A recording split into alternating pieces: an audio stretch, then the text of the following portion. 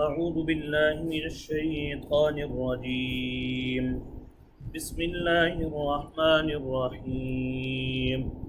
وإذ يرفع إبراهيم القواعد من البيت وإسماعيل ربنا تقبل منا إنك أنت السميع العليم ربنا وجعلنا مسلمين لك ومن ذريتنا أمة مسلمة لك وأرنا مناسكنا وتب علينا إنك أنت التواب الرحيم. صدق الله العظيم. اللهم صل على سيدنا محمد وعلى آل سيدنا محمد وبارك وسلم تسليما كثيرا كثيرا. آیت نمبر ہے 127 128 سورہ البقرہ. سب سے پہلے آج کے سبق کا ما قبل سبق کے ساتھ ربط. یہ سورہ بقرہ کا دوسرا مضمون شروع ہو رہا ہے جس میں حضرت نبی اکرم صلی اللہ علیہ وسلم کی رسالت کا کیا ہے بیان ہے، لیکن بطور تمہید کے حضرت ابراہیم علیہ السلام کا تذکرہ کیا جا رہا ہے. حضرت ابراہیم علیہ السلام کے تذکرے میں کئی باتیں ہیں جن کو بیان کیا جا رہا ہے، جن میں سے پہلی بات ہم پڑھ چکے ہیں. بانی کعبہ تھے حضرت ابراہیم اور ان کی فضیلت کیا تھی. ان کی فضیلت بیان کرتے ہوئے قرآن نے کہا کہ ان سے جب بھی ان کے رب نے امتحان دیا فَأَتَمَّهُنَّ، تو وہ ہر امتحان میں کیا ہوئے؟ کامیاب. یہ حضرت کی فضیلت تھی. اتنے کامیاب ہوئے کہ پروردگار عالم نے انہیں فرمایا انی جاعلک للناس اماما. یہ ان کی فضیلت پر دلالت کر رہا ہے. اس کے بعد کل کا جو سبق تھا اس میں خود کعبہ کے فضائل کا بیان تھا. پہلے حضرت ابراہیم کی فضیلت کا بیان تھا جو بانی کعبہ ہے، اور کل کے سبق میں خود کعبہ کی فضیلت کا کیا تھا؟ بیان تھا. اور بیان کرتے ہوئے کہا وَإِذْ جَعَلْنَا الْبَيْتَ مَثَابَةً لِلنَّاسِ. یہ جو خانہ کعبہ ہے ہم نے اس کو یہ فضیلت بخشی ہے کہ مَثَابَةً لِلنَّاسِ، یہ لوگوں کے بار بار آنے کی کیا ہے؟ جگہ ہے. یہ ایسی جگہ ہے، اس جگہ کی یہ فضیلت ہے کہ یہاں پر آنے والا جو انسان ہے اس کا دل کبھی بھی اس کی زیارت سے اور اس کے طواف سے سیر نہیں ہوتا. اس پر کل میں نے عرض کی تھی کہ یہ کعبہ ہی کی فضیلت ہے کہ نبی مہربان صلی اللہ علیہ وسلم نے ارشاد فرمایا آدمی کا یہ جو سفر کعبہ ہے اس کی قبولیت کی علامت یہ ہے کہ آنے کے بعد انسان میں پہلے سے بھی زیادہ جذبہ دوبارہ جانے کا پیدا ہو جائے. یہ کعبہ کی فضیلت ہے. دوسری فضیلت کعبہ کی یہ ہے وَأَمْنَا، ہم نے اس کعبہ کو امن والا بنایا ہے. پھر ساتھ ہی ذکر کرتے ہوئے کہا تھا اس کعبہ کی عظمت کا تم اندازہ لگاؤ کہ یہ وہ جگہ ہے جس جگہ کو پاک رکھنے کے لیے ہم نے اپنے پیغمبر، اپنے خلیل اور ان کے صاحبزادے کو حکم دیا تھا انطہرا بیتیا، تم اس میرے گھر کو ہر قسم کی گندگی سے کیا کر دو؟ پاک کر دو. یہ اس گھر کی فضیلت ہے. آپ اندازہ کرو کہ اس گھر کی خادم کون ہے. جب خادم اتنے عظیم ہوں گے تو پھر یہ گھر کتنا عظیم ہوگا. اور پھر بیتی کی نسبت اپنی طرف کرتے ہوئے کہا یہ میرا گھر ہے. حالانکہ اللہ پروردگار عالم تو ہر قسم کے مکان سے کیا ہے؟ پاک ہیں. اللہ کو تو کسی مکان کی کوئی ضرورت نہیں. بیت اللہ کی نسبت اپنی طرف کرنا یہ بیت اللہ کی عظمت پر کیا کرتا ہے؟ دلالت کرتا ہے. تو یہ خانہ کعبہ کی فضیلت ہے. ہم نے کہا انطاہرہ، اور کل کے سبق میں پڑھ لیا کہ وہ جو گندگی ہے، نجاست ہے، یہ کتنی قسم کی ہوتی ہے؟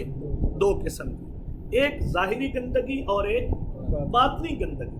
ظاہری گندگی سے بھی میرے گھر کو کیا رکھو؟ پاک رکھو.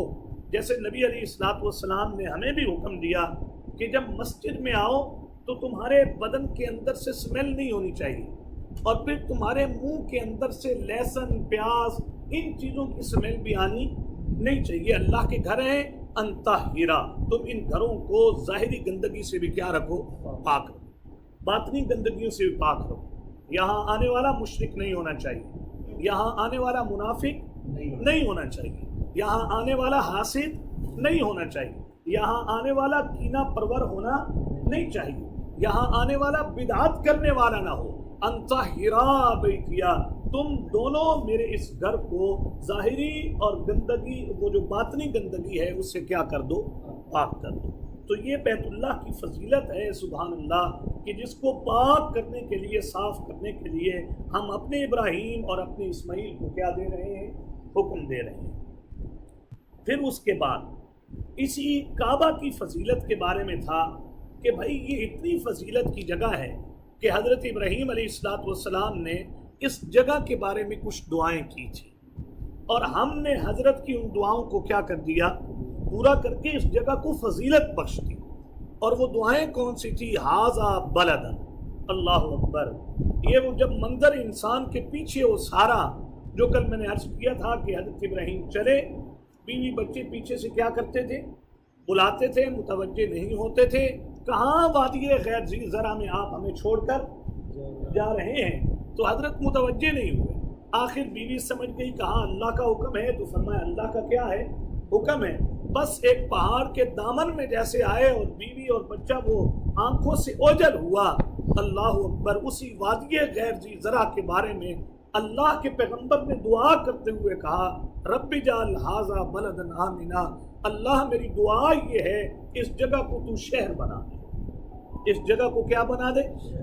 جہاں زندگی گزارنے کے آثار نہیں، کوئی ڈیرا ڈبہ نہیں، کوئی دیہات نہیں، ھذا بلدن، اللہ میری دعا یہ ہے کہ اس کو کیا بنا دیجیے؟ شہر بنا دیجیے۔ دوسری دعا کرتے ہوئے کہا آمینن، میرے اللہ اس کو کون سی جگہ بنائیے؟ امن والی۔ اور اللہ نے پھر دعا پوری کی، سبحان اللہ۔ 21ویں پارے میں مشرکین مکہ کو احسان جتلاتے ہوئے کہا، اولم یروا انا جعلنا حرما آمنا ویتخطف الناس من حولہم، اور مکے والوں دیکھو تو صحیح یار، تمہارے ارد گرد سے لوگ کچک لیے جاتے ہیں، ان کا مال چھین لیا جاتا ہے، لوگ قتل کر دیے جاتے ہیں، لیکن تم جس جگہ پر ہو، اس جگہ کی فضیلت یہ ہے کہ بانی کعبہ نے بناتے وقت کہا تھا اللہ اس جگہ کو امن والا بنا دے، ہم نے اس دور سے لے کر رہتی دنیا تک کے لیے اسے کیا بنا دیا؟ امن والا۔ یہ اس کی فضیلت ہے۔ اور اس خانہ کعبہ کی فضیلت کیا ہے کہ ہمارے پیغمبر نے دعا کرتے ہوئے اس وقت تو ایک کھجوروں کا چھوٹا سا مشکیزہ دیا ہے جی، وہ تھیلا دیا، اور ایک تھوڑا سا مقدار میں اپنے بیوی بچے کو کیا دیا۔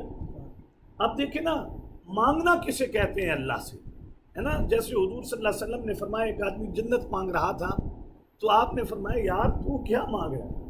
اگر اللہ سے مانگنا ہے تو جنت الفردوس کا سوال کر، عام جنت نہ مانگ، کیونکہ مانگنا کس سے ہے؟ تو آپ اندازہ کریں نا، سوچ لگائیں کہ کیا جذبات ہوں گے حضرت ابراہیم کے، کہ کہنے لگے وَرْزُقْ أَهْلَهُ مِنَ الثَّمَرَاتِ، اللہ تو اس کے رہنے والوں کی ہر قسم کی ضرورت کو پورا کر دینا۔ میں نے بتایا تھا ثمرات کا لفظ کیا ہے؟ عام، صنعتی ترقی کو بھی شامل ہے اور ہر قسم کی ترقی کو شامل ہے، سبحان اللہ۔ اور اللہ نے دعا کرتے ہوئے کہا تھا یجبا الیہ ثمرات کل شیء، ابراہیم اگرچہ یہاں پر کچھ نہیں ہوتا، یہ وادی غیر ذی زرع ہے جیسے تم کہتے ہو، لیکن دنیا جہان کا پھل جہاں سے کھینچا چلا حرم میں آ جائے، اور اس وقت سے لے کر آج تک ایسا ہی ہے۔ ہم یہاں سے جانے والے جن کے ملک میں سب کچھ ہے، وہاں جا کر پھل دیکھتا ہے تو بندہ کہتا ہے واہ واہ واہ کیا بات ہے، پھل تو ادھر ہے بھائی۔ ایک سیب کا ہی اندازہ لگا لیں، وہاں آدمی سیب لے کے اس کو کاٹے، سبحان اللہ، تو اس کا جو رس ہوتا ہے، پانی ہوتا ہے، وہ نیچے قطرے اس کے کیا ہونے لگتے ہیں؟ ٹپکنے لگتے ہیں۔ یہ ہے اس گھر کی فضیلت۔ تو میں ربط لگا رہا تھا کہ یہ سورہ بقرہ کا دوسرا مضمون ہے جس میں نبی اکرم صلی اللہ علیہ وسلم کی رسالت کا کیا ہے؟ تذکرہ ہے، بیان ہے، لیکن اس سے پہلے تمہید کے طور پر کس کا تذکرہ ہو رہا ہے؟ حضرت ابراہیم کا۔ پہلی جو حضرت ابراہیم کی بات تھی اس میں بانی کعبہ یعنی حضرت ابراہیم کی فضیلت کا بیان تھا کہ جب بھی ہم نے امتحان لیا یہ امتحان میں کیا ہوئے؟ کامیاب۔ اندازہ کریں امتحان میں کامیاب۔ ہمارے اوپر تو جب کبھی بھی چھوٹا سا امتحان آیا تو آپ دیکھ لیں ہم کہاں پہ کھڑے ہیں۔ ایک بندے کی چاہت ہے، مذہب سے تعلق رکھتا ہے، دین سے تعلق رکھتا ہے، دل میں جذبے بھی ہیں، میرے گھر میں شادی ایسی ہو کہ اس میں ایک بھی ہندوانہ رسم ہونی نہیں چاہیے۔ آپ کتنی بار کامیاب ہوئے؟ میں کتنی بار کامیاب ہوں؟ ہم سے تو 5 وقت کی نماز والا امتحان ہی پورا نہیں ہوتا، جو باقی امتحان تو پھر بڑے دور کی بات ہے۔ تو یہ بانی کعبہ کی فضیلت تھی کہ ہم نے امتحان لیے اور وہ امتحانوں میں کیا ہوئے؟ کامیاب۔ پھر اس کعبہ کی اپنی فضیلت یہ ہے مثابۃ للناس، ہم نے جگہ ایسی بنائی ہے سبحان اللہ، ایک بار آئے تو اس کے اندر دوبارہ پلٹ جانے کے کیا ہوتے ہیں؟ جذبات ہوتے ہیں۔ ہم نے اسے امن والا بنایا، ہم نے یہاں کے رہنے والوں کے لیے دنیاوی اور مادی ہر قسم کی ترقی کو عام کر دیا ہے۔ بہرحال آج کا جو سبق ہے یہ بھی کمالی سبق ہے، یہ ہے اخلاص سے بانی کعبہ کا بیان۔ پہلے کیا تھی؟ بانی کعبہ کی فضیلت۔ کل کے سبق میں کیا تھا؟ کعبہ کی فضیلت کا بیان، اور آج ہے بانی کعبہ کے اخلاص کا بیان۔ اللہ اکبر، بڑا عجیب مضمون ہے۔ بانی کعبہ کا کیا بیان ہو رہا ہے؟ اخلاص۔ آپ اخلاص سن کر کہیں گے نا پھر ایسے نہیں، اللہ نے کہا واتخذ اللہ ابراہیم خلیلا، ابراہیم کو پہچاننا ہو تو یوں پہچانو یہ ہمارا دوست ہے، یہ ہمارے کیا ہے؟ دوست ہے۔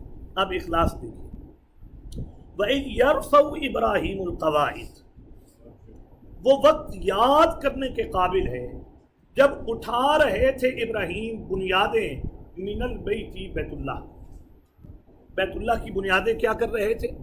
اٹھا رہے تھے۔ وَإِسْمَاعِيل، اور ان کے ساتھ ان کے بیٹے اسماعیل بھی کعبہ کی بنیادیں اٹھا رہے تھے۔ قرآن میں ایک یہ لفظ ہے اور باقی دوسرے مقامات سے بھی یہی پتہ چلتا ہے، بنیادیں اٹھانا معنی یہ کہ نشانات پہلے تھے، تعمیر کعبہ پہلے تھی، اور حضرت ابراہیم نے عصر نو اس کو کیا کیا؟ تعمیر کیا۔ اب اس کے بارے میں کوئی ایسی روایت نہیں ہے پہلے کس نے بنایا، پھر کس نے بنایا، پھر کس نے بنایا، لیکن ایک رائے قائم کی ہے مفسرین نے، یا تو اولاً حضرت آدم نے اس کو بنایا، یا یہ کہ حضرت آدم کے آنے سے پہلے فرشتوں کے ذریعے دنیا میں اللہ کا گھر کیا کر دیا گیا؟ بنا دیا گیا۔ حضرت آدم نے آ کر اسے تعمیر کیا، پھر طوفان نوح تک وہی چلتا رہا، اور طوفان نوح جب آیا تو پھر یہ ایک وادی تھی، اس کو منہدم کر دیا گیا، یا پھر بیت اللہ کو اللہ پروردگار عالم نے اوپر اٹھا لیا، کیونکہ یہ جگہ کوئی عام جگہ تو حدیث میں کہا نہیں گیا۔ سبحان اللہ، یہ جو زمین کے ٹکڑے ہیں نا جن پر اللہ کے گھر ہیں، مسجدیں، سبحان اللہ، یہی زمین کے ٹکڑے اوپر اٹھا لیے جائیں۔ یہ کوئی معمولی جگہ تو ہے نہیں، مسجد تو بہت بڑی جگہ ہے۔ بہرحال پھر حضرت ابراہیم علیہ السلام کو اس انہدام کے بعد، اس ختم ہو جانے کے بعد، پھر وہ ہے کہ حضرت جبرائیل کو بھیجا گیا، اور حضرت ابراہیم نے حضرت کو کیا بتائے؟ نشانات، اور پھر وہاں پر باپ اور بیٹے نے خانہ کعبہ کو کیا کیا؟ تعمیر۔ پھر یہ جو بنائے ابراہیمی تھی یہ چلتی رہی، یہاں تک کہ مشرکین مکہ نے پھر اس گھر کو کیا کیا؟ منہدم کیا، اور نئے سرے سے اس گھر کو کیا کیا؟ تعمیر۔ جیسے اب یہ حتیم کا جو حصہ ہے کعبہ ہے نا، حضور نے فرمایا میرے دل کرتا ہے میں ایسے بناؤں جیسے میرے باپ ابراہیم نے بنایا تھا، لیکن مجھے ڈر لگتا ہے کہ آنے والے حکمران کہیں اسے اپنا کھلونا ہی نہ بنا۔ یہ اللہ کا گھر ہے، بڑی عظمت والا ہے، یوں ہی رہنے دیا۔ اور اس تعمیر میں تو نبی اکرم صلی اللہ علیہ وسلم بھی بنفس نفیس کیا ہوئے تھے؟ شریک ہوئے تھے۔ اب اس وقت سے لے کر تزئین تو ہوتی رہتی ہے، لیکن بنا جو ہے وہ وہی ہے جو حضور صلی اللہ علیہ وسلم اور مشرکین مکہ نے مل کر بنایا۔ وہ یاد ہے نا مشرکین مکہ کا عمل بھی، کہ انہوں نے کہا تھا کہ اللہ کا گھر بنانا ہے، کوئی آدمی ایسا مال نہ لائے، حرام تو بڑی دور کی بات ہے، مشکوک مال بھی آدمی نہ لائے، تو حلال سے اتنا ہی بنا جتنا آج تک ہے، उतना आगे पैसे ही नहीं थे कि हकीम वाली जगह को भी क्या कर दिया जाता चलती। फिर हुजूर के अखलाक देखें, हुजूर का किरदार देखें और हुजूर की मुसल्लमा शख्सियत मक्के वालों में देखें कि झगड़ा हो गया कि पत्थर कौन रखेगा। झगड़ा हुआ था ना कि हजर अस्वद कौन रखेगा, नतीजा ये निकला जो हरम में पहले आएगा उसी से फैसला करवाएंगे, वही रखेगा। अल्लाह ओ लड़ाई के लिए तैयार। हुजूर सल्लल्लाहु अलैहि वसल्लम तशरीफ लाए, हुजूर ने कैसे मामला फहम थे। हुजूर ने ये नहीं किया तुम सब रहने दो मैं ही उठा के रख देता हूँ ना, हुजूर ने कहा बड़ा सा कपड़ा लाओ। उस बड़े से कपड़े में हुजूर सल्लल्लाहु अलैहि वसल्लम ने हजर अस्वद को रखा और हर कौम के बड़े को बुलाकर कहा मियाँ हर तरफ से चादर पकड़ो। चादर पकड़ी, करीब ले जाया गया, हुजूर ने रखा। हुजूर ने फरमाया यूँ समझो कि तुम में से हर एक ने इस पत्थर को अपनी जगह पर क्या कर दिया है। ये अकल भी अल्लाह की बड़ी नेमत। फहम, मामला फहम होना और बात को तूल देने के बजाय बात को ख़त्म कर देना, ये अल्लाह परवरदिगार आलम जिसे सलाहियत दे, ये बहुत बड़ी बंदे में क्या है सलाहियत। बहरहाल तो इससे पता चलता है कि खाना काबा की पहले क्या थी, बुनियादें थी, निशानात थे। हज़रत इब्राहीम को उठाने का हुक्म दिया गया। वही यरफ़उ इब्राहीमुल क़वाइद मिनल बैति व इस्माईल। अंदाज़ा लगाएं इस दफ़ा जो लोग हज पे गए हैं, बड़ी गर्मी, इतने हज़ार लोग मर गए हैं जी, खबरें सही नहीं आई जी, फला हो गया मर गया, गर्मी बहुत। आजकल तो असबाब भी इतने हैं कि उस दौर के अंदर तो इन चीज़ों का कोई तसव्वुर भी है नहीं था। आप अंदाज़ा लगाएं कितनी सख्त गर्मी के अंदर और किन हालात से गुजर कर बाप और बेटे ने अल्लाह के घर की क्या रखी होंगी, बुनियादें रखी होंगी। और मैंने बताया कल के सबक का जो हिस्सा था वो पहले था और ये बाद में। जब घर बन गया, अल्लाह अकबर, जो पीछे वाली दुआ थी वो पहले थी, फिर उसको कहा गया वत्तखिज़ू मिन मकाम इब्राहीम मुसल्ला। बहरहाल जब घर बन गया तो अब देखिए रब्बना तक़ब्बल मिन्ना, अल्लाह अकबर, अल्लाह अकबर, रब्बना तक़ब्बल मिन्ना। बेटा देखें उसका क्या मकाम है, बाप देखें उसका क्या मकाम है, और आप देखें कि अमल क्या किया है। आम मस्जिद नहीं बनाई, कोई सोसाइटी कोई मोहल्ले की मस्जिद नहीं है, खाना काबा बना है। और खाना काबा बनाने के बाद, बैतुल्लाह बनाने के बाद बाप और बेटा क्या कह रहे हैं, रब्बना तक़ब्बल मिन्ना। तक़ब्बल अरबी में कहते हैं कि भाई हम जो आपको चीज़ पेश कर रहे हैं ना, हमें मुकम्मल इदराक है कि ये चीज़ आपकी शान शान नहीं।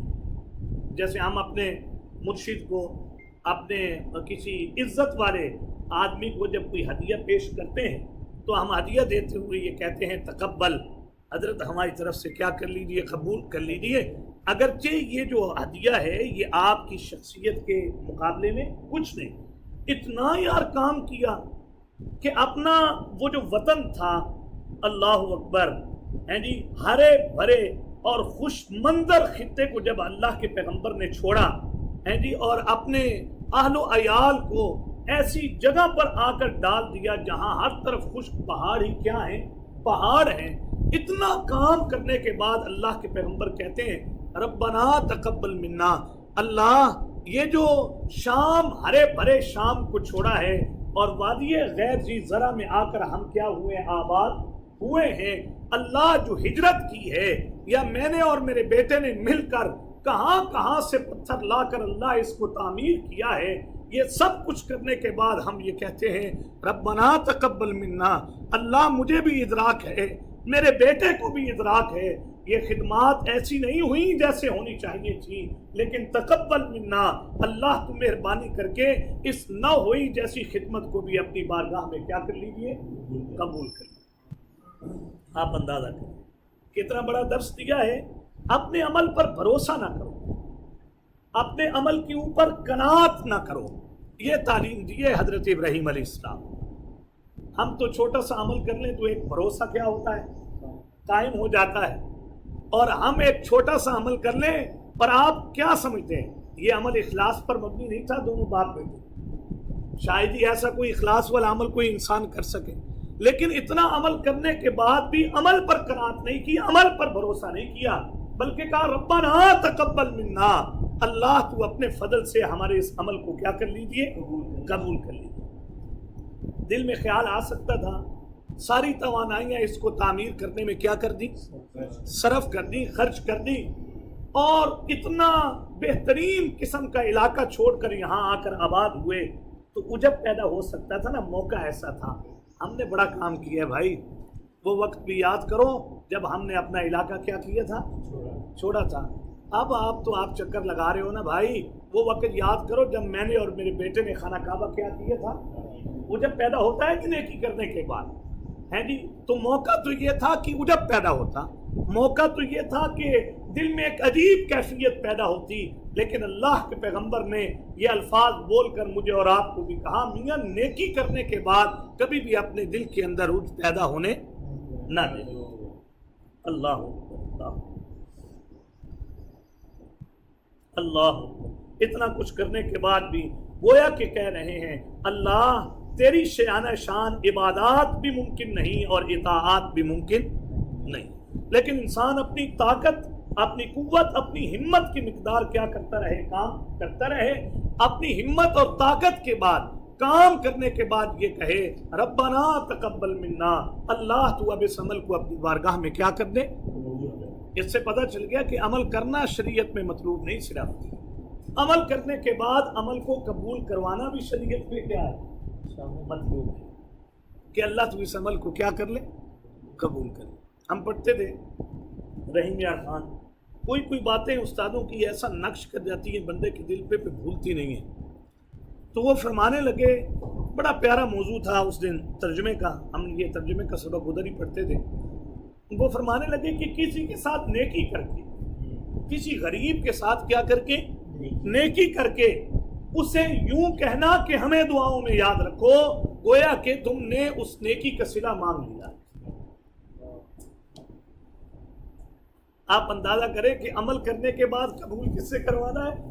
اللہ سے۔ آپ روئیں، گڑ گڑائیں، اللہ تو اس عمل کو قبول فرما لے۔ اب ہم بھی اللہ کے سامنے بیٹھے ہیں کہ نہیں بیٹھے؟ کائنات کی کوئی چیز اللہ کی ذات سے تو بالکل اوجل ہے نہیں، تو ہم جو چند لوگ بیٹھے ہیں کیا ہم اللہ کی نگاہوں سے اوجل؟ ہم بھی تو کہیں گے نا انشاءاللہ ربنا تقبل منا، اللہ ایسا عمل نہیں جو تیری شان شان ہو، یہ تیری وہ اطاعت نہیں ہمیں جس کا حکم ہے، اللہ یہ ویسی عبادت نہیں جیسے تیرا حکم ہے۔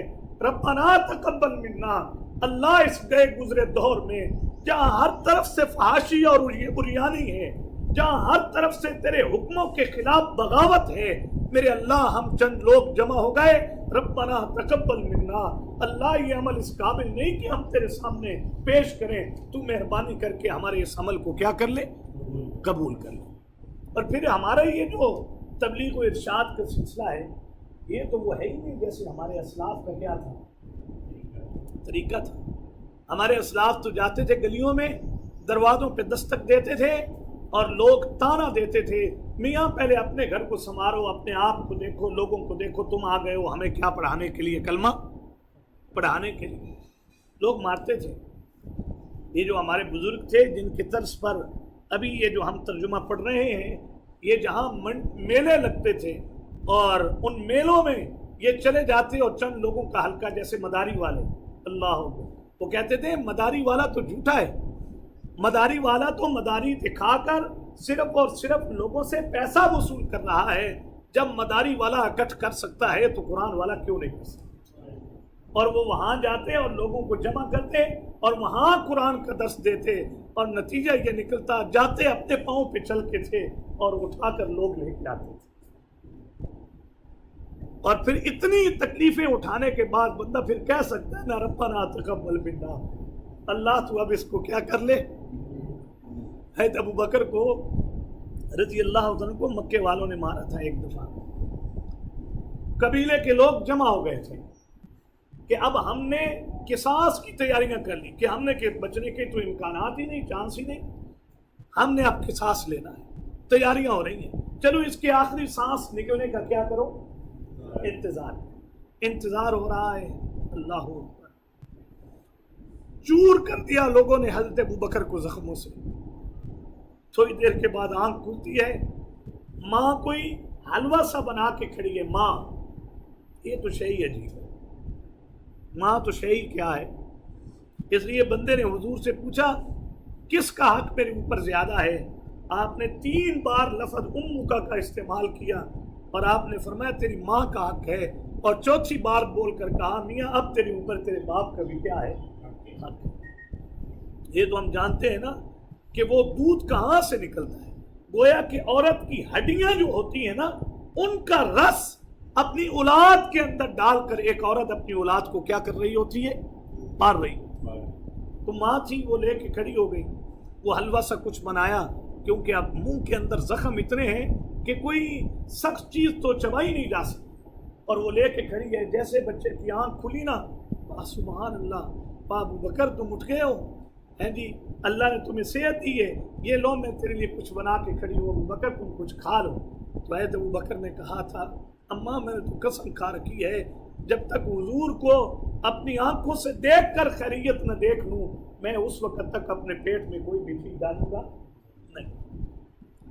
کہا مجھے حضور کے پاس لے جاؤ، تو اماں کہنے لگی ہمیں تو پتہ نہیں وہ ہے کہاں پہ، اس وقت تو پتہ ہی نہیں تھا لوگوں کو حضور کہاں پہ۔ پھر ایک عورت آئی، حضرت ابو بکر نے کہا اس سے پوچھو۔ پھر اس عورت نے کہا آپ کی ماں کو بیان کر، تو کہا میری ماں کو بیان کر دو۔ سبحان اللہ، کوئی بات نہیں، میری ماں اچھی عورت ہے جی۔ 2 بندوں کا سہارا لے کر وہاں گئے جہاں حضور تھے۔ حضور نے جب ابو بکر کے حال دیکھے نا تو حضور نے فرمایا ابو بکر اب تمہارا کیا حال ہے؟ تو حضرت ابو بکر نے کہا حضور پہلے تو بڑی ہی تکلیف تھی، لیکن جیسے میری نگاہ آپ کے چہرے پر پڑی ہے اللہ نے میری ساری تکلیفیں دور کر دی۔ اتنا کچھ کرنے کے بعد بندہ کہہ سکتا ہے نا ربنا تقبل منا، اللہ تو اب میرے اس عمل کو کیا کر لو، اللہ تو عمل کرو، اپنے عمل کے اوپر ناز نہ کرو۔ یہ درس دے رہے ہیں حضرت ابراہیم، ناز نہ کرو نیکی پر۔ اتنی بڑی نیکی کر کے وہ اپنی نیکی کو نیکی نہیں سمجھ رہے اس درجے کی، اور ہماری نیکی تو ویسے ہی ریاض سے بڑی ہے، ہماری نیکیاں تو ویسے ہی دکھلاوے سے کیا ہیں، پر ہیں۔ میں تو نیکی کرنے کے بعد لوگوں سے مدح سرائی چاہتا ہوں، میرے اندر تو ویسے ہی یہ جذبات ہیں کہ لوگ میرے اس عمل پر مجھے کیا دیں، داد دیں، میرا تو اس نہج کا عمل ہے۔ ایسے نہیں قرآن نے حضور کے شاگردوں کے بارے میں کہا ان جیسا ایمان لاؤ میں سمجھوں گا کہ تم مومن ہو۔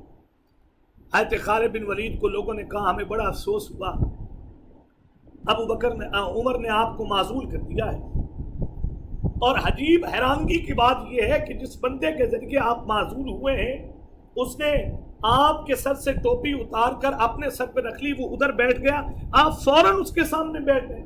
آپ تو حضور کے زمانے کے سپہ سالار ہیں تو اور آپ سپاہیوں میں بیٹھ گئے، تو اتنا پیارا جملہ بول کر کہا میاں خالد بن ولید سپہ سالار تھا تو اللہ کے لیے لڑتا تھا، آج سپاہی بن کر بھی لڑے گا تو کس کے لیے؟ مجھے کوئی مسئلہ نہیں، میں سپہ سالار کی حیثیت اختیار کروں یا ایک سپاہی کی حیثیت کیا کروں، اختیار کروں۔ تو یہ درس ہے جناب ربنا تقبل منا، اللہ تو ہمارے اس عمل کو اپنی بارگاہ میں کیا کیجیے۔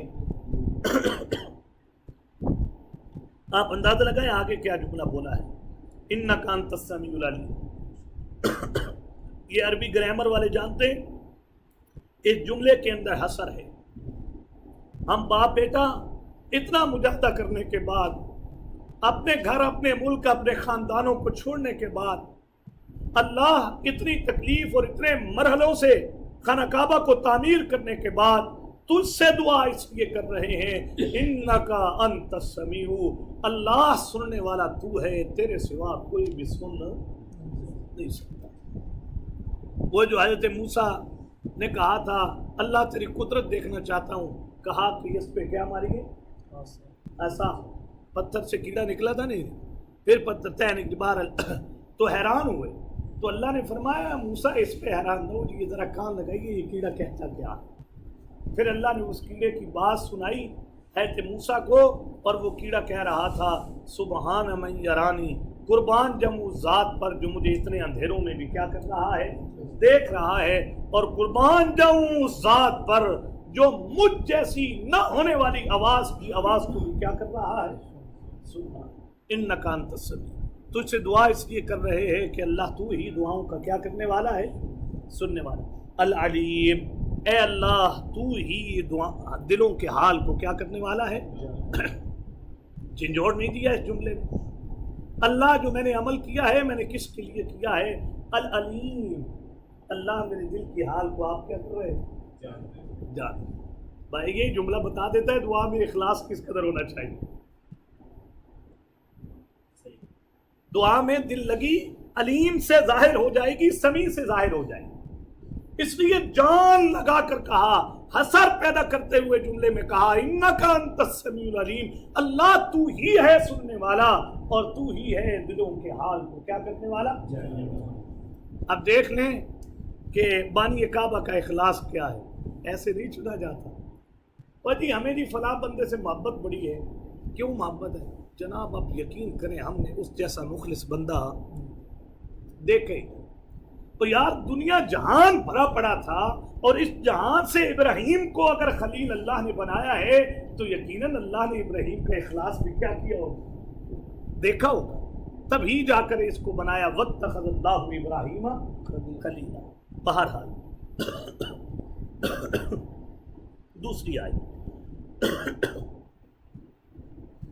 ربنا وجعلنا مسلمین لک، آپ اس دعا کو سن کر ذرا اندازہ کیجیے، ربنا وجعلنا مسلمین لک، یہ دعا بھی اسی معرفت اور خشیت کا نتیجہ ہے جو حضرت ابراہیم علیہ السلام کو کیا تھی، حاصل تھی۔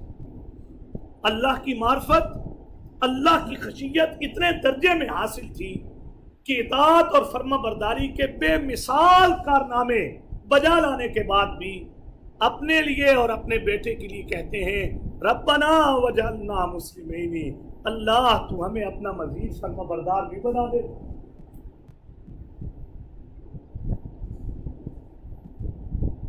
اندازہ کر لیں بھائی، جب شام چھوڑنے کا کہا تو مڑ کر بھی نہیں دیکھا پیچھے، جب وادی غیر زیزرا میں بچوں کو چھوڑنے کا کہا تو مڑ کر بھی نہیں دیکھا پیچھے، اور جب بیٹے کو ذبح کرنے کا کہا تو مڑ کر بھی نہیں دیکھا اللہ کے پیغمبر نے پیچھے۔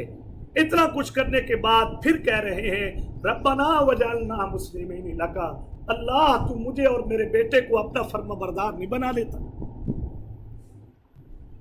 اب فرما برداری میں کوئی شک تھا پہلے؟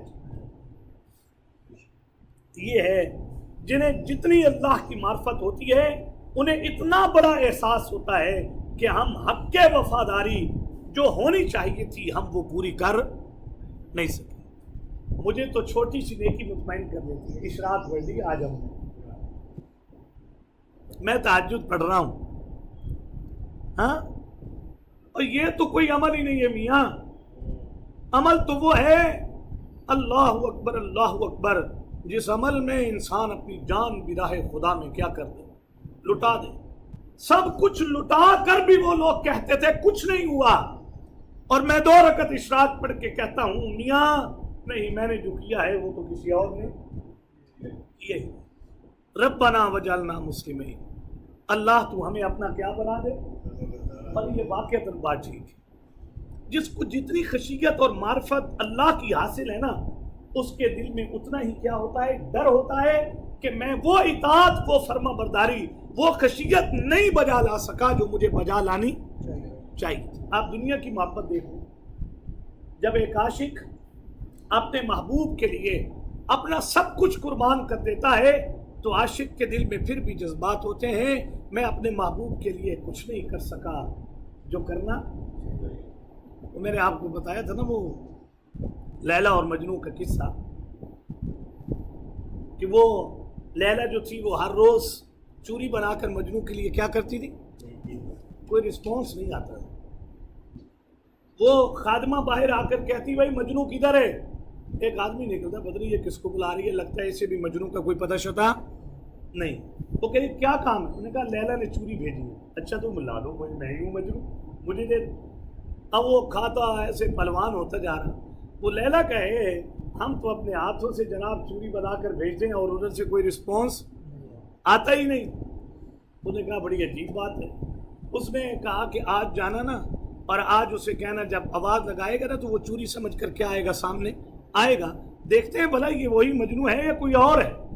تو اس نے جب آواز لگائی تو وہ سامنے آیا، اس نے کہا آج چوری نہیں ہے، لیلا نے یہ چھری بھیجی ہے کٹ لگانے کے لیے، اور یہ برتن بھیجا ہے، اپنے بدن سے کوئی خون کے تو قطرے نکال کر اپنی محبت کا ہمارے سامنے ثبوت کیا کرو، پیش کرو۔ اس نے بڑی بات کرتے ہوئے اس نے کہا میاں ہم ہیں چوری والے مجنو، خون والا کہیں اور تلاش کر، خون والا ہاں ہم یہی ہیں نا، اللہ یہ کر دیجیے، اللہ کریم یہ کر دیجیے، یہ کر دیجیے، اور بھائی جان دو میری راہ میں، اور اس موت کی بھی تمنا کرو جس کے لیے حضور کیا کرتے تھے، تمنا کیا کرتے تھے۔ وہ کہتے ہیں ہم تو امن کے خواہاں ہیں، ایسے جیالے کہیں اور تلاش کرو، ایسے جیالے کہیں اور تلاش۔ بڑا اوکھا ہے نا، بہت مشکل کا، جی جو چاہتا ہے کہ شہید ہو جاؤں، پر سنا ہے کہ وہ تھا مار دیتے ہیں۔ جان مال لگانا بڑا اوکھا کام ہے، بڑا اوکھا کام۔ یار پتہ نہیں بچوں نے یتیم ہونا ہے، پتہ نہیں کہ اللہ اکبر بیوی نے کیا ہو جانا ہے، پتہ نہیں جہان کی رنگینیاں ختم ہو جانی ہیں۔ اتنی قربانی جب کر کے انسان جاتا ہے، حضور علیہ السلام نے فرمایا شہید کے بدن کے ٹکڑے بھی کر دو، لیکن جتنی تمہیں چیونٹی کاٹنے کی تکلیف ہوتی ہے، اللہ کا انعام شہید پر اتنا ہوتا ہے، اسے اتنی بھی تکلیف نہیں ہوتی۔ تم ٹکڑے کر رہے ہو بدن کے، اسے اتنی بھی تکلیف، آپ اندازہ کریں ذرا۔ تو ربنا وجعلنا مسلمین، اللہ مجھے کیا بنا دیجیے، میرے بچے کو کئی معنی کیے ہیں، موحدین ہمیں موحد بنا دیجیے، مخلصین اللہ ہمیں مخلص بنا دیجیے، مطیعین اللہ ہمیں اطاعت گزار بنا دیجیے، اور خاضعین اللہ تو ہمیں خضوع کرنے والوں میں کیا کر دیجیے۔ یار اگر تم میں خضوع نہیں، خشوع نہیں تو پھر کہاں ہوگا؟ اگر تم باپ بیٹوں میں اطاعت نہیں تو پھر اطاعت ہوگی کہاں؟ اگر تم باپ بیٹوں میں توحید نہیں تو پھر توحید ہوگی کہاں؟ اگر اخلاص تم باپ بیٹوں میں نہیں تو پھر اخلاص ہوگا کہاں؟ اس کا معنی مفسرین نے کیا، اللہ یہ جو تو نے نعمتیں ہمیں دی ہیں، ہمیں ان پر نعمتوں پر ثابت قدم فرما۔ آج تیرا گھر بنایا ہے تو ہمیشہ تیرے گھر کیا کرتے رہیں، بناتے رہیں۔ اللہ تیری خاطر گھر بار چھوڑا ہے تو ہمیشہ اپنا گھر بار کیا کرتے رہیں، چھوڑتے رہیں۔ آگے دیکھیے، وَمِن ذُرِّيَّتِنَا أُمَّةً مُسْلِمَةً لَكَ، یہ ہے اللہ ایک باپ کی اولاد کے لیے فکر مند، خود اطاعت تو آپ نے دیکھ لی، خود فرما برداری، تو اس آدمی کی اطاعت اور فرما برداری کیا ہوگی جس کی فضیلت اللہ قرآن میں بیان کر رہے ہیں، اور اس آدمی کی فضیلت کا معیار کیا ہوگا کہ سرور کونین صلی اللہ علیہ وسلم کو حکم دے کر کہا جا رہا ہے ان اتبع ملت ابراہیم حنیفا، جناب آپ بھی ملت ابراہیمی کی کیا کریں، اتباع۔ یہ باپ ہیں آپ، تو پھر بھی کیا کہہ رہے ہیں، اللہ یہ جو آپ نے ہمیں دیا ہے نا سب کچھ، یہ جو اخلاص ہے، یہ جو اسلام ہے، اور یہ جو اطاعت ہے، اور یہ جو خشوع و خضوع ہے، اللہ ومن ذریتنا امۃ مسلمۃ لک، ہماری اولاد میں بھی ایسی جماعت پیدا کر دینا، مسلمۃ لک اللہ جو تیرے لیے ایسے موحد ہوں جو تیری ذات کے ساتھ کبھی بھی کسی کو شریک نہ کرتے۔ اور یہ اللہ نے کیا۔ بنو اسماعیل کے وہ لوگ جن میں حضور صلی اللہ علیہ وسلم پیدا ہوئے، باوجود اس کے کہ ان کے پاس کسی نبی کی کوئی تعلیم نہیں تھی، لیکن اللہ نے حضرت کی دعا کو قبول کیا، وہ زمانہ فطرت کے اندر بھی ویسے رہے جیسے حضرت ابراہیم، انہوں نے کبھی اللہ کے ساتھ کسی کو شریک نہیں۔ جب دل سے مانگی جائے نا دعائیں تو پھر اللہ اولادوں کو کیا بناتا ہے، فرما بردار بنا ہی دیتا ہے۔ اور دوسری بات یہ ہے، جہاں اولاد کے لیے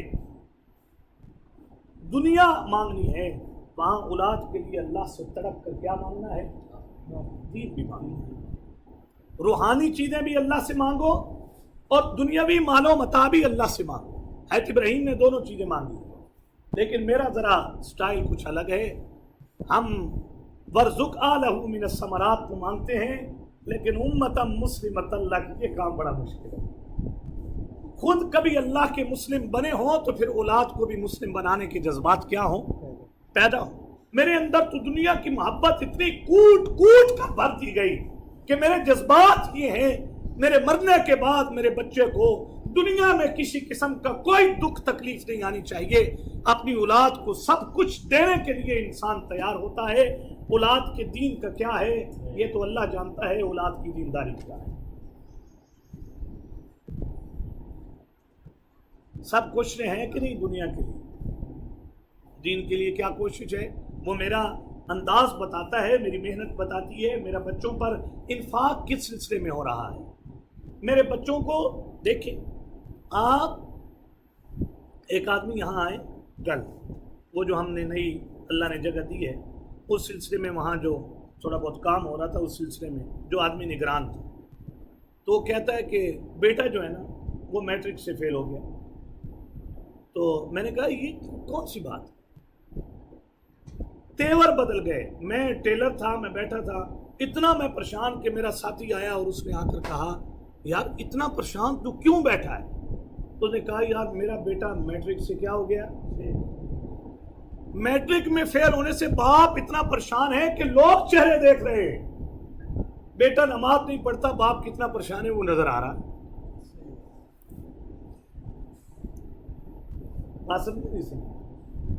बेटे से बाइक का एक्सीडेंट हो गया, बेटे से गाड़ी लग गई, चेहरे के तगय्युरात बता रहे हैं कि आज कोई दुनिया का क्या हो गया, नुकसान हो गया। घर में इसके सिवा कोई नमाज नहीं पढ़ता, चेहरे के आसार बता रहे हैं ना दुनिया के लिए कितने फिक्रमंद हो और आखिरत के लिए। मैंने कहा कोई बात नहीं, मैट्रिक फेल हो गया तो कोई बात नहीं।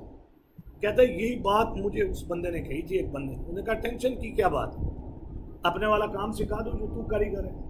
कहता है जी उस बंदे ने मुझे कहा चाय मंगा, चाय मंगा। मैंने चाय मंगवाई, उसने मेरा ऐसा ज़हन फ्रेश किया कि हो गया मैट्रिक से फेल तो क्या हो गया, तूने तो अपनी सारी तवानाइयाँ उस पर क्या कर दी, सर्व कर दी, नहीं हुआ तो बिजनेस। कहता है अल्हम्दुलिल्लाह इस वक्त एक इंजीनियर वो नहीं कमाता होगा जो मेरा बेटा मेरे कारोबार से क्या कर रहा है, कमा रहा है। तो दुनिया तो अल्लाह ने देनी ही देनी है, लेकिन आखिरत यूँ नहीं मिली। आखिरत के लिए तो बड़ी मेहनत है।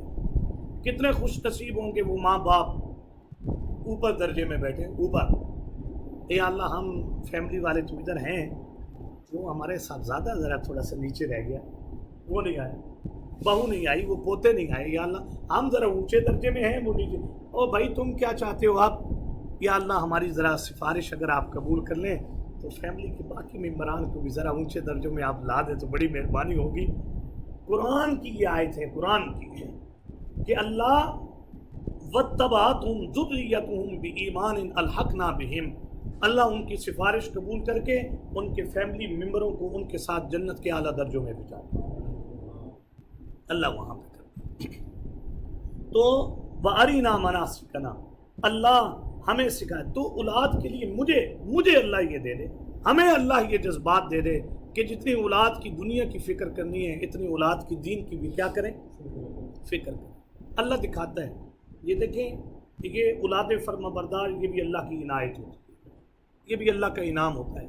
लेकिन कई बुज़ुर्गों के हालात हम जानते हैं, कई लोगों के वाक़यात जानते हैं, उनकी ज़िंदगी में औलादें वो मुती व फर्माबरदार न हो सकी, लेकिन उनकी तड़प औलाद के बारे में इतनी थी कि जब औलाद फिर उनके नक्शे कदम पर आई तो उन्होंने अपने बाप को भी अपने कारनामों में क्या छोड़ दिया, पीछे। लेकिन फिक्रमंदी तो होना। बहरहाल वारीना मनासिकना, मनासिकना, अल्लाह हमें सिखा दीजिए हज करने के कायदे। अरीना दो तरह का होता है, एक रोयत कल्बी होती है और एक इल्म होता है। तो ये दोनों माने हैं। अल्लाह वो हमें मकामात दिखा दे, वो अरफात, वो मुज़दलिफ़ा, वो मिना, वो हमें दिखा जहां हमने क्या करना है, हज करना है। और दूसरा माना आरीना, ए अल्लाह अल्लिमना, तू हमें सिखा दे वो हज के तरीके के हज करना कैसे है। बहरहाल आपकी दिल की धड़कनों का भी ख्याल रखना है। अगला जुमला देखिए, वतुब अलैना, वतुब आप देखें कि बानी काबा की फजीलत कब से चल रही है। बानी काबा के कारनामे आपके सामने आ गए। अब बानी काबा का अंदाज देखिए, वतुब अलैना, अल्लाह अल्लाह वतुब अलैना, तू हमारी तौबा को क्या कर ले, कबूल कर। अल्लाह, खवासुल खवास जो होते हैं उनकी तौबा हमारी तरह गुनाहों के लिए नहीं होती। उनकी तौबा ले रिफ़ई दरजात, वो दरजात की बुलंदी के लिए होती है। अंदाजा करें ना यार, आप तो रब के खलील हो, ये सब कुछ करके चाहते क्या हो? वतुब अलैना, हम अल्लाह के यहाँ दरजात की बुलंदी चाहते हैं। अल्लाह के यहाँ दरजात की क्या चाहते हैं? बुलंदी चाहते हैं। व तरक्की फिल मकामात, हम अल्लाह के यहाँ जो मकाम है बंदे का, हम उस मकाम के अंदर भी क्या चाहते हैं? आप देख लें, सब कुछ करने से चाहिए क्या? वतुब अलैना, अल्लाह तेरी तवज्जो चाहिए। आप यकीन करें, हमें तो अल्लाह की मार्फत नहीं है, पहचान नहीं। जिनको जितनी पहचान होती है फिर उनके अंदाज यही होते हैं, उनके अंदाज यही होते हैं।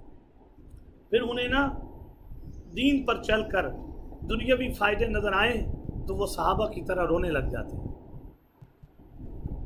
हम खुश होते हैं ना जी, ये तो सब कुरान की बरकत है जी, माशाअल्लाह है जी। कभी सिंगल पसरी होते थे और आज माशाअल्लाह इतने अल्लाह ने तवाना कर दिया है, और कभी मारे थे, आज अल्लाह तगड़ा कर रहा है। ये सब कुरान की क्या है? बरकतें। ये हम ये कहते हैं। और उधर जनाब सहाबा को तरक्की मिल रही थी, रो रहे थे, अल्लाह कहीं हमारे मुजाहिदों का सिला दुनिया में तो नहीं दे रहा तू? हमें दुनिया में कुछ नहीं चाहिए, हमें आखिरत में दे तू। वतुब अलैना,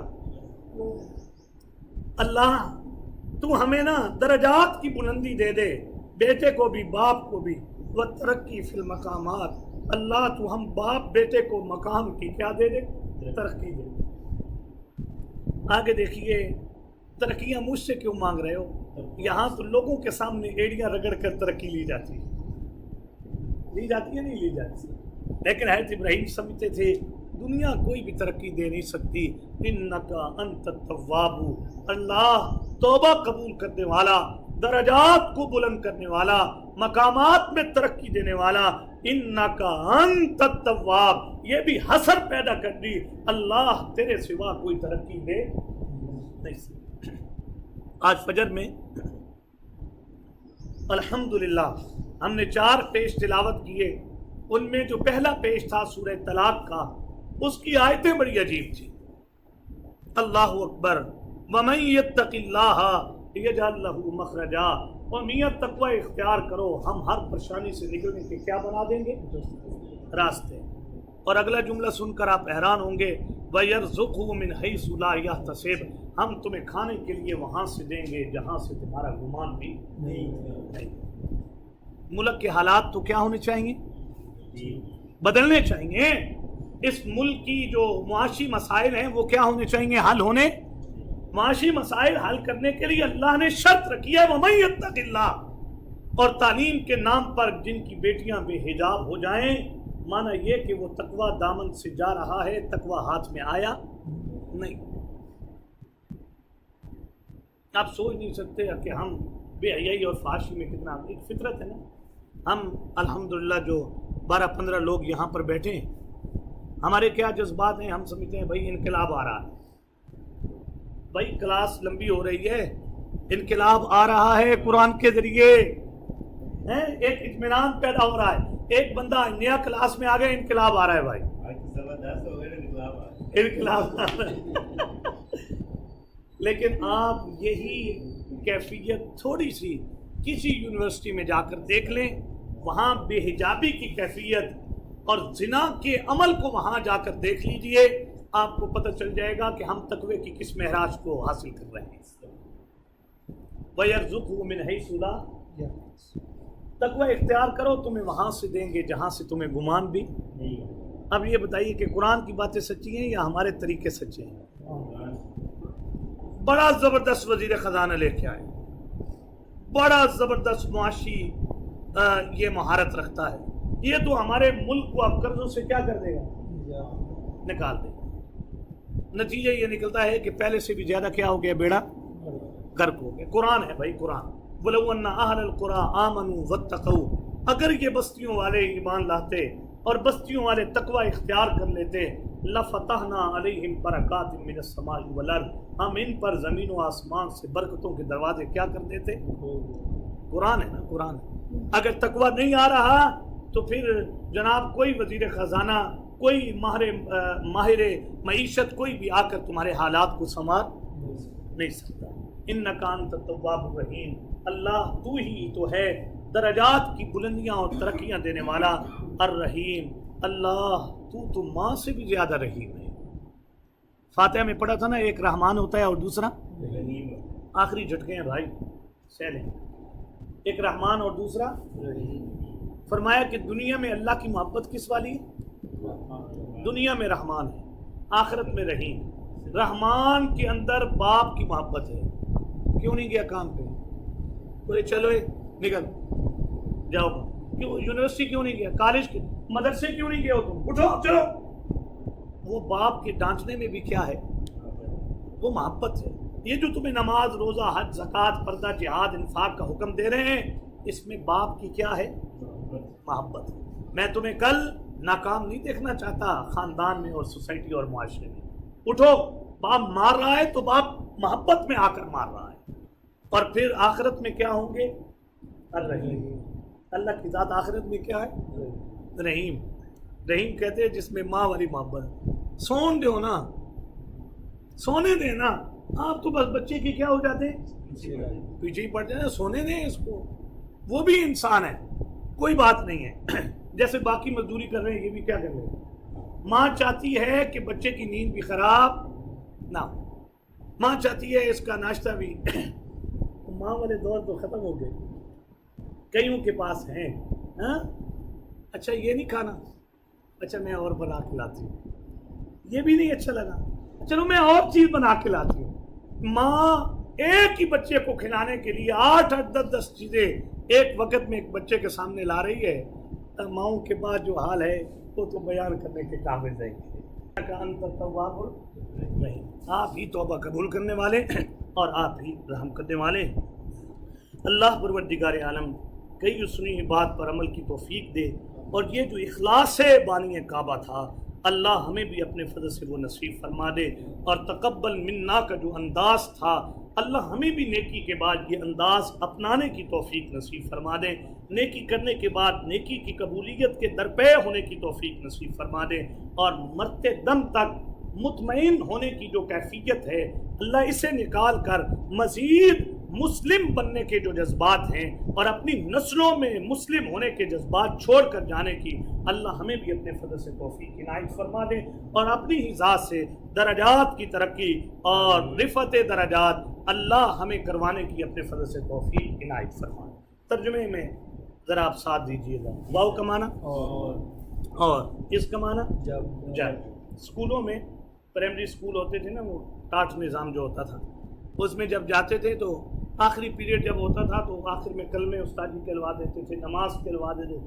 تو پورے جو صبح سے لے کر دوپہر تک وہ آواز نہیں نکلتی تھی جو آخری پیریڈ کے آخری لمحات میں نکلتی تھی. ہاں جی، 1 دونی 2 دونے 4. تو اب ویسے تو لوگوں کو پتہ نہیں ہوگا، یہ پتہ نہیں، اب تو ذہنی بات ہے، یہ ریکارڈنگ بھی ہوتی ہے، لوگ یہ سمجھتے ہوں گے اکیلے ہی بیٹھ کے کر رہے ہیں. لیکن جب آپ ترجمے میں ساتھ دیتے ہوں گے تو لوگوں کو آخر میں کچھ کیا ہوگا پتہ چلتا. واو کا معنی اور اس یرفعو یاد کرنے کے قابل ہے جب اٹھا رہے تھے ابراہیم اور اسماعیل القواعد، کیا بنیادیں. ربنا، اے ہمارے رب، تقبل منا، قبول کر لیجئے ہماری طرف سے، انکا، بے شک آپ ہی تو ہیں، انت السمیع، سننے والے، العلیم، اور دلوں کے حال کو جاننے والے. ربنا، اے رب ہمارے، وجعلنا، مسلمین، فرما بردار، لکا، مواحد، مخلص، مطیع اپنی ذات اپنے در کا بنا لی. ومن ذریتنا، اور ہماری اولاد میں سے بھی امتن ایک گروہ کو مسلمت اللہ کا جو مواحد ہو تیری ذات کے لیے، جو فرما بردار ہو تیری. میری اولاد میں بھی کبھی ایسے لوگ نہ پیدا کرنا جو تیرے سوا کسی اور کی نظر نیازیں منتیں منوتیاں کرتے ہوں، اور جو تیرے سوا کسی اور کو یا تیری ذات اور صفات میں اوروں کو کیا سمجھتے ہوں؟ شریک. اولاد شرک سے بچ جائیں نا، اس سے بڑی کوئی کامیابی والدین کے لیے نہیں. وَأَرِنَا، اور سکھا دیجئے، دکھا دیجئے ہمیں، سکھا دیجئے ہمیں قاعدے حج کے، قاعدے حج کے ہیں جی. اللہ ہم سب کو بھی بار بار حرمین کی حاضری نصیب فرما دے. حدیث سن نہیں لی ہے نا، سفر کے قبول ہونے کی علامت یہ ہے اس سفر کے لیے پھر تڑپ کیا ہو جائے. ویسے حرم کا طواف کرتے ہوئے بیت اللہ کا کیفیت پیدا ہوتی ہے کہ نہیں ہوتی؟ میرے پاؤں وہاں لگ رہے ہیں جہاں ہر نبی کے پاؤں لگے. عجیب بات ہے. وَتُبْ عَلَيْنَا، اور ہماری توبہ قبول کیجیے، ہماری طرف متوجہ ہو جائیے، ہمیں درجات کی بلندی دیجیے، ہمیں مقامات کی ترقی دیجیے. اِنَّکَ أَنْتَ، بے شک آپ ہی تو ہیں بہت توبہ قبول. یہ مبالغے کا صیغہ ہے. بہت توبہ قبول کرنے والے، الرحیم، اور بہت زیادہ رحم کرنے. اس کا یہ معنی نہیں کہ آپ ہی ہیں توبہ قبول، آپ ہی رحم، نہ، آپ ہی ہیں بہت توبہ قبول کرنے والے، الرحیم، اور بہت زیادہ رحم کرنے والے. وآخر دعوانا ان الحمدللہ رب العالمین. اللہ کریم کی اس بات پر ہم میں سے ہر ایک کو عمل پیرا ہونے کی توفیق عنایت فرمائے.